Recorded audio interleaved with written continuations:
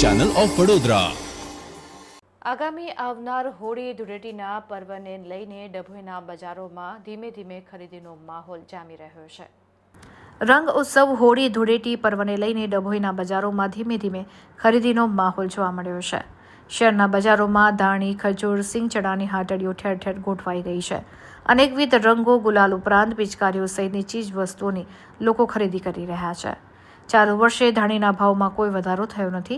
સિંગમાં 20% અને ખજૂરમાં 30%નો ભાવ વધારો જોવા મળી રહ્યો છે।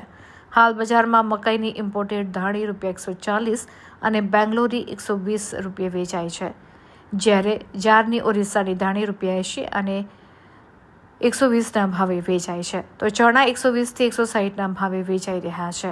રંગો તેમજ પિચકારીઓના બજારોમાં પણ લોકો ખરીદી કરતા જોવા મળી રહ્યા છે। પહેલાના સમયમાં લોકો અબીલ, ગુલાલ તેમજ કેસુડાના ફૂલનો ઉપયોગ કરી ધૂળેટી ઉજવતા હતા। જો કે છેલ્લા ઘણા વર્ષોથી કેમિકલ યુક્ત કલર આવવાને કારણે તે લોકોને નુકસાન પણ પહોંચાડી રહ્યા છે। જો કે યુવાઓમાં હોળી ધૂળેટીની ઉજવણીનો ટ્રેન્ડ હવે બદલાયો છે। હવે ધૂળેટીમાં કેમિકલના રંગોથી નહીં પણ ફૂલ, ઓર્ગેનિક કલર અને ગુલાલથી હોળી રમતા હોય છે।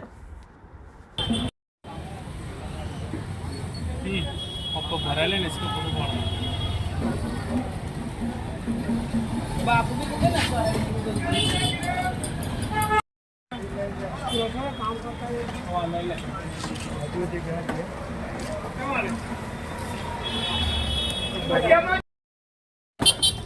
ये वाला दिया ये नवी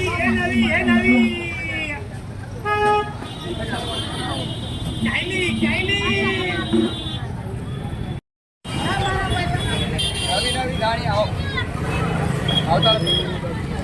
હા હવે આવતા નથી।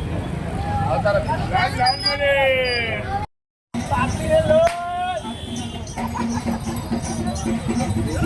ધાણી પાપી રે લો ચલે એ ધાણી વાળા લાલ રે અરે ધાણી બીજું હાયરા કેટલા કિલો બે કિલો દર વખત કરતાં આ વખતે પણ અમે હોળીની દુકાન કરી છે। એમાં ખજૂર, ધાણી, કોપરા, ચણા બધું કર્યું છે। પિચકારીની પણ દુકાન કરી છે। એમાં કલરો, ગુબ્બારા બધું મળે છે।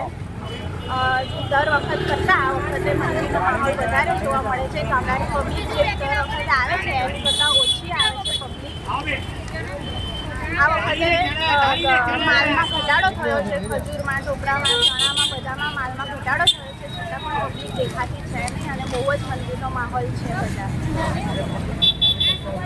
ડભોઈ નજીકમાં ડભોઈ ટાવર બજારમાં હોળીની તહેવાર આવી રહ્યો છે નજીકમાં, અને દર વર્ષ કરતાં આ વર્ષે વધારે મંદિરનો માહોલ જોવા મળે છે। ખજૂર, કોપરા બધા ભાવમાં ઘટાડો હોવા છતાં પણ ડભોઈ ગામમાં મંદિરનો માહોલ જોવા મળે છે। આજે હોળીના 2 દિવસ બાકી હોવા છતાં પણ ડભોઈ ગામમાં પબ્લિક રવિવાર જેવો માહોલ દેખવામાં આવે છે।